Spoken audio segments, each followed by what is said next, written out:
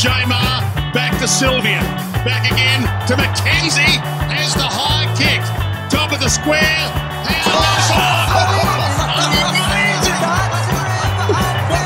Trengove's back. Gee, there's a wonderful night. What a build-up. They've just been owning the footy in the last 6 or 7 minutes. They've had 40 more possessions now for the quarter. A magnificent end to an outstanding quarter for the Demons. G'day guys, today here we've got Jack Trengove from the Melbourne Demons, who grew up in country South Australia, got drafted number 2 to Melbourne back in 2009, is that correct? Yeah. Yep, and was previously the youngest captain of Melbourne ever. Yeah, so welcome today, Trenny. Cheers for having us in the hospital, I suppose. Mate, today I just wanted to have a bit of a chat about what your experiences have been as far as sort of going outside your comfort zone, coming from Adelaide, obviously coming from a country town first, and then moving down to Adelaide for school and footy, and then making the leap away from, I suppose, friends and family to come to Melbourne.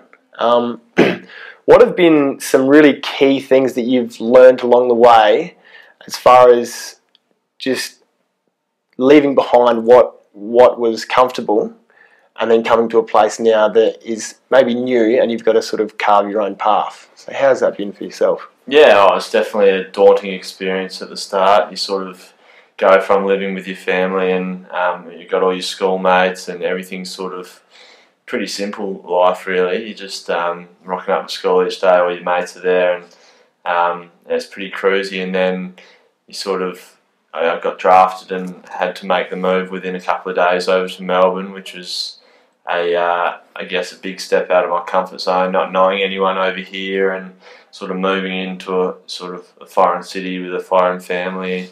Yeah, it was certainly very challenging, but it was just, I saw it as a great opportunity to do something different and something out of the norm. And a lot of my mates were still sort of at home, living with their parents and family, and I was over here and sort of discovering a new city and discovering new ways of doing things and meeting new people, creating new relationships. And yeah, it was certainly a great experience. It's just obviously initially it's very hard to sort of jump out and do something different, but once you do make that step, then it's fantastic, and it sort of opens your eyes up to all the different opportunities that the sort of world has to offer. Yeah, for sure. So you're really seeing the whole opportunity, I suppose, of going and making that leap, doing something different as a total positive, sort of to really broaden yourself into something that might not have else been available to you, I suppose. Yeah, definitely. I saw it as a sort of a situation where there was nothing to lose. Like, you know, at worst,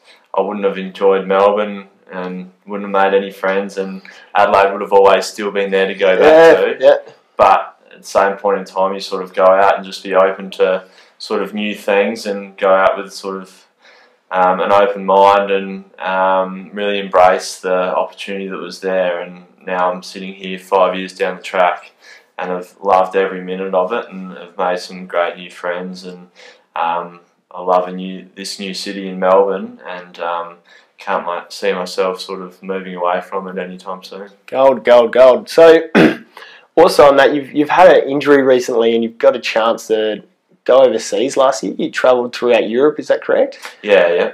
So what was the draw card to doing that? Was it something that you wanted to do for a while, or was it something that you just thought, well, this is an opportunity now, let's go and suss it out? Or what was the sort of thinking behind that? Yeah, I guess travel's always been something that I've been really interested in, and I injured myself, so couldn't play for the rest of the season, and I got the opportunity to take off for a month and go see, you know, the different side of the world. And yeah, I absolutely loved it. Went over with a mate, and my sister was actually competing in the Commonwealth Games over in Glasgow, so sort of tapped that onto the end of the trip as well. And it was just great to see different cultures and different things and experiences out there, and you sort of see photos of friends doing it. So I finally got my opportunity to do it. Cool. Have you got any good stories off your top of your head throughout Europe you've You've had a chance to sort of get around, or Oh, what was your favourite country over there? favourite country, probably Spain. Yeah. Went through Madrid and Barcelona. Yep. And that was phenomenal. Went to Ibiza, which was a unique experience as well. Yeah. And just I don't know. I guess the European summer, there's nothing like it. Yeah. And to be able to hop up from a country and hop on a bus or hop on a train, a plane, and you're in another country within a couple of hours is pretty unique for Australians. Yeah. And it's just so many cultures come together, and there's plenty of alcohol drunk over there and good times had. Good times had. Loving it. Cool. Wondering what was going on. Isn't this a big kick? He has never kicked an AFL goal, Jack Trengove. He's in game 3. They trail by 5 points. The South Australian against the Crows. Kicks the goal. He's the man for the moment.